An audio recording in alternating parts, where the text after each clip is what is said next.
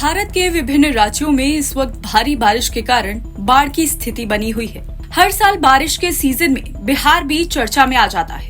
कोसी समेत विभिन्न नदियां उफान पर हैं, जिस कारण बिहार के कई जिलों में बाढ़ का संकट बढ़ रहा है। लेकिन क्या आपको पता है कि बिहार में इतनी ज्यादा बाढ़ क्यों आती है?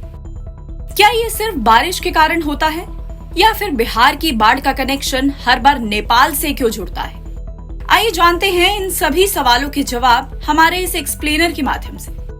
बिहार आपदा विभाग के मुताबिक बिहार भारत का सर्वाधिक बाढ़ ग्रस्त राज्य है। यहाँ कुल आबादी के 76% लोग बाढ़ आवर्ती क्षेत्र में रहते हैं। बिहार के कुल भौगोलिक क्षेत्र का 73% यानी लगभग 68,800 वर्ग किलोमीटर क्षेत्र बाढ़ प्रभावित क्षेत्र में आता है।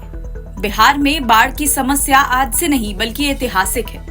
रिपोर्ट्स के मुताबिक साल 1953 में तत्कालीन पीएम जवाहरलाल नेहरू ने कोसी परियोजना का शिलान्यास किया था और कहा था कि अगले 15 साल में बिहार में बाढ़ पर नियंत्रण पा लिया जाएगा। हालांकि आज भी बिहार में बाढ़ की स्थिति वही है।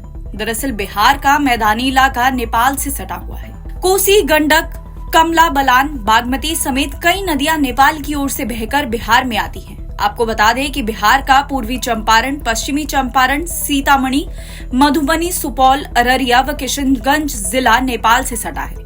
जब भी नेपाल में बारिश होती है तो वहां की नदियों का पानी बिहार में आने लगता है। आपको बता दें कि नेपाल की 7 नदियां कोसी से मिलती हैं, जो कि बिहार में हर साल भारी बाढ़ लाकर तबाही मचाती हैं। इसलिए कोसी को बिहार का शोक भी कहते हैं। बिहार सरकार के मंत्रियों समेत कई जानकारों का मानना है कि नेपाल में जब तक कोसी नदी पर हाई डैम नहीं बनता तब तक बिहार में बाढ़ की समस्या जारी रहेगी। भारत और नेपाल के बीच इसे लेकर कई दौर की बातचीत हुई, लेकिन कोई फैसला नहीं हो पाया। कोसी नदी पर हाई डैम को लेकर नेपाल के लोग विरोध में हैं। उनका मानना है कि कोसी पर हाई डैम बनने से पर्यावरण पर बुरा असर होगा और साथ ही नेपाल का बहुत बड़ा भूभाग डूब जाएगा। बिहार के फरक्का बराज को भी बाढ़ का बड़ा कारण माना जाता है। दरअसल गंगा व अन्य सहायक नदियां अपने साथ गाद बहाकर लाती हैं, जिससे नदी का जल प्रवाह बाधित होता है। इस कारण गाद मुहाने पर जमा होता रहता है। पहले गाद पानी के साथ बह जाती थी, लेकिन अब तटबंधों और बराज के कारण ये बह नहीं पाती है। इस कारण ये नदी को उथला बना देती है, जिससे नदियों का पानी बाढ़ का कारण बनता है।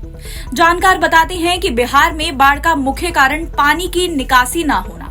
जानकारी के मुताबिक कोसी नदी पहले कई अलग अलग धाराओं में बहती थी, लेकिन इसे तटबंधों से बांधने की कोशिश की गई। मिट्टी से बने बांध आसानी से टूट जाते हैं। ऐसे में इनसे निकलने वाला पानी और खतरनाक हो जाता है। पहले पानी आसानी से निकल जाता था, लेकिन बांध के कारण ये और प्रलयंकारी हो गया। रिपोर्ट्स बताती हैं कि नेपाल में पत्थरों के उत्खनन व खेती के लिए जंगलों की अंधाधुंध कटाई हुई है। इसका घाटा ये हुआ कि बारिश का पानी रुकने की जगह तेजी से नीचे की ओर आ जाता है। इस कारण बिहार में आने वाली नदियां उफान पर आ जाती हैं और बिहार में बड़ी बाढ़ लाती है। इसके अलावा नदी किनारे लोगों का रहना और जागरूकता की कमी बाढ़ के नुकसान को और ज्यादा बढ़ाती है। एनबीटी ऑनलाइन की रिपोर्ट।